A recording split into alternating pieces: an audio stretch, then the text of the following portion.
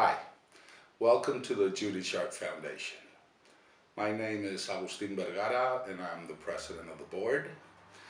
The Judy Sharp Foundation was created 39 years ago in 1978 by my mother, Judy Sharp. It was initially thought of as a foundation to help kids with learning differences, especially dyslexia, which at the time did not receive any kind of help or professional attention. During the last 39 years, we have worked with more than 3,000 children, and our mission has evolved as society has during this time. It could best be described now as helping kids who suffer in the traditional large school setting. We now have a team of 14 teachers, psychologists, speech therapists, and neuropsychologists who in some cases have been with us for over 20 years or even 30. These professionals, who are incredibly committed and we are so thankful to, help us carry out our mission by two means. A Spanish program of student support that we carry out in centers both in Madrid and in Pozuelo de Alarcón, and an English-speaking school that offers a personalized curriculum for high school and middle school students. The school could best be described as one that adapts to the students, thinking of them as individuals instead of as part of a group, and instead of asking them to adapt to the school setting. The directors of both our programs will now tell you more precisely about how we carry on our mission. But before they speak, there are two things I'd like to share with you because I think they're good examples of what we do, how we do it, and especially why we do it. The first example has to do with our Spanish program. Out of the kids that receive scholarships, there's a group of 11 kids who are very special to us. These kids come from families that are broken families, in most cases because of prostitution, drugs, some cases crime, or even child abuse. Their custody has been taken away from them because of these reasons, and they're now under the care of the regional government of Madrid. Some years ago, I think it was about 10 years ago, the person in charge of one of these kids, it was a girl, came to us and asked us if we thought we could do something to help this girl. The state provided her with room and board and an education, but he saw in her the potential to really overcome her problems and have a bright future. So we started working with her. And ever since, we've been working with kids that belong to this group.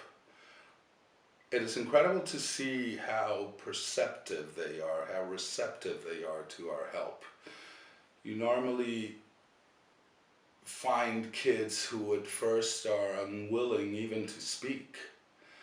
And with time and effort and attention, when they realize that we genuinely care about them, they start opening up, and little by little they start being curious about things, and eventually, in many cases, in most cases, unfortunately not in all, but in many cases, they start believing in themselves and start wanting to succeed academically. And we have the possibility of accompanying these kids throughout their schooling, and in some cases even through college. Finally, and going back to the English-speaking school, we once had a grown-up man, a big grown-up man, break down and start crying in front of us and thank us again and again and again for our help, for helping his kid complete his schooling and graduate. That is really what it's all about. The possibility of seeing a kid who would otherwise be condemned to failure in a traditional school setting succeed, grow up, and reach his potential, become the person who he or she would like to be.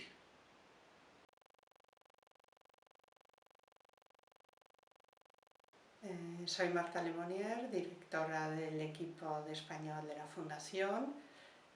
La mayoría somos psicólogos, tenemos una neuropsicóloga y una psicopedagoga y trabajamos con niños con dificultades de aprendizaje en horario extraescolar. Hacemos diagnóstico y tratamiento de las dificultades de aprendizaje. El diagnóstico nos ayuda mucho porque primero tranquiliza a los padres para saber porque entienden lo que les pasa a sus hijos. Segundo, también le explicamos a los niños pues, los resultados de la evaluación y también les tranquiliza conocer lo que les pasa y lo aceptan y lo entienden y nos sirve de partida a nosotros para empezar un tratamiento y un trabajo con ellos.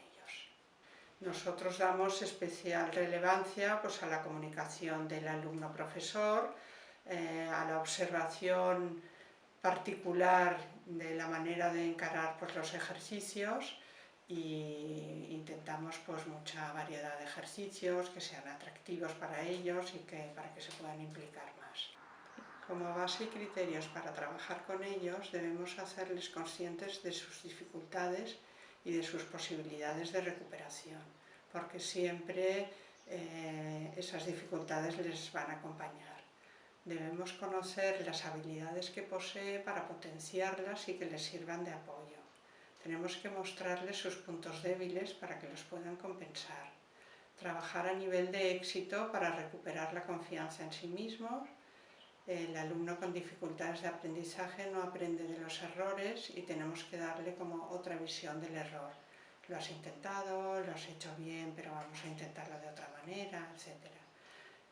Debemos utilizar material atractivo, hacerle consciente de lo que está haciendo y cómo lo está haciendo, priorizar áreas que se deben trabajar en función de cada caso y de la etapa escolar en la que se encuentran, utilizar al máximo el lenguaje hablado, conversar mucho con ellos, intercambio de ideas, porque la expresión oral ayuda a organizar el pensamiento. El planteamiento del trabajo es siempre a largo plazo, pero las metas trazadas y los objetivos logrados son a corto plazo. Y tenemos que estar muy en contacto con el centro escolar y con sus padres para que entre todos consigamos que tenga pues, éxito académico.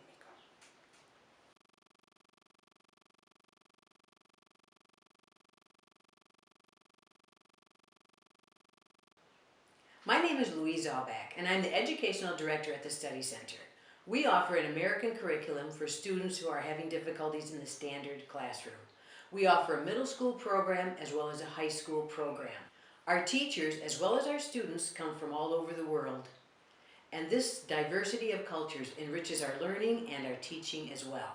Our goal is to educate these students to reach their optimal social and academic level of performance. We do this by working in small groups of 3 to 5 students per teacher. However, if a student needs special attention, we work one-on-one to ensure their success.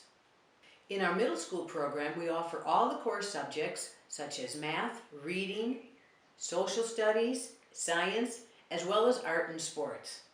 In the high school program, in addition to the required courses such as algebra, psychology, world literature, and U.S. history, students also study Spanish, Introduction to Business, and keyboarding, just to name a few. Each of our students are unique, and therefore they progress at different rates. In order to accommodate these differences, we use a variety of teaching methods and design enriching activities. It is more than rewarding to watch these students develop and grow and know that we have been a part of it. Hi, my name is Fiona Lassa.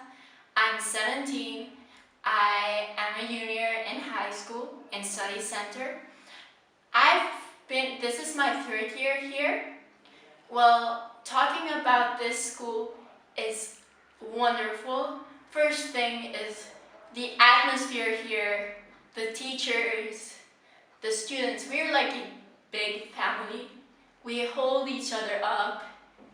And you know, it's just the amazing feeling of feeling at home, sort of.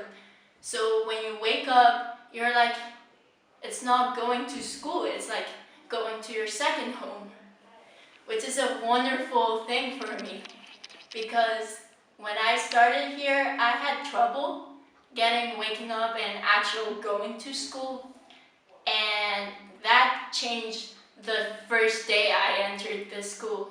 It automatically became something that I woke up and wanting to go.